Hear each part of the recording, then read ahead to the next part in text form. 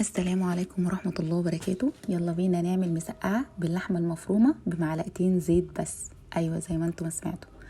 اول حاجة هجيب صينية هرش فيها رشة زيت، اللي عنده صواني ما بتلزقش تمام.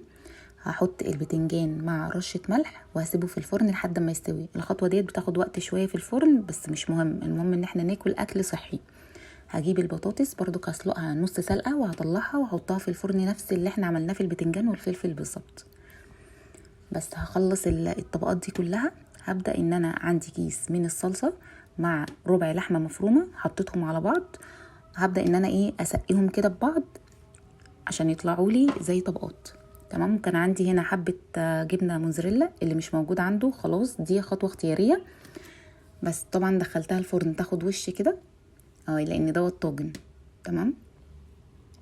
بس هبدأ ان انا اعمل الرز الابيض. يا دوب انتوا بتحطوا معلقه من السمنه البلدي، ما عندكمش سمنه بلدي حطوا زيت عادي، وبعد كده الرز بتشوحوه مع ميه سخنه ومع ملح وخلاص تبقى الدنيا فل قوي.